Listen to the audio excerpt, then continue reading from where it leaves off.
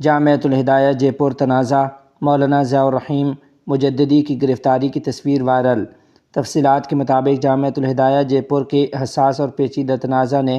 دینی حلقوں، social media صارفین اور جامعہ کے متعلقین کو تشویش میں مبتلا کر دیا ہے۔ آج دوپہر سے سوشل میڈیا پر ایک تصویر تیزی سے وائرل ہو رہی ہے جس میں مبینہ طور پر معروف دینی شخصیت مولانا محمد ضیاء الرحیم مجددی ازہری ہتھکڑی میں دکھائی دے رہے ہیں۔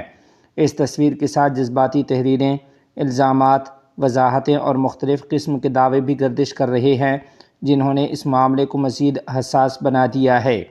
دعویٰ کیا جا رہا ہے کہ مولانا ضیاء الرحیم مجددی نے اپنی زندگی کے تقریباً 25 سے 30 سال جامعۃ الہدایہ جے پور کی خدمت میں گزارے،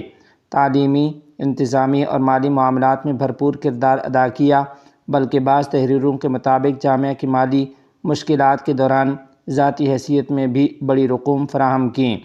مولانا ضیاء الرحیم مجددی کے نام سے منسوب ایک تفصیلی وضاحتی بیان میں کہا گیا ہے کہ جامعہ کی بعض زمینوں کو وقتی طور پر رہن رکھ کر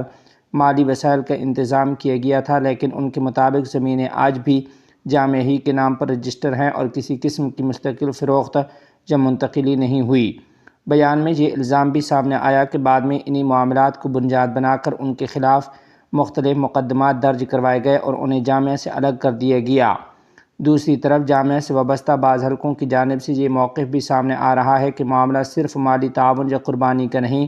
بلکہ ادارے کے انتظامیہ اور قانونی معاملات کا ہے، جن کی حقیقت عدالت اور قانونی ادارے ہی واضح کر سکتے ہیں۔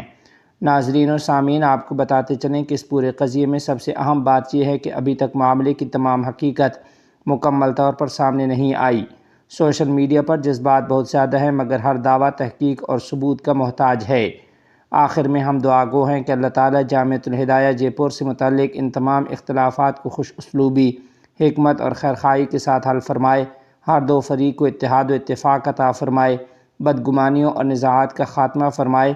اور اس دینی ادارے کو ہر قسم کے فتنہ اور انتشار سے محفوظ رکھے۔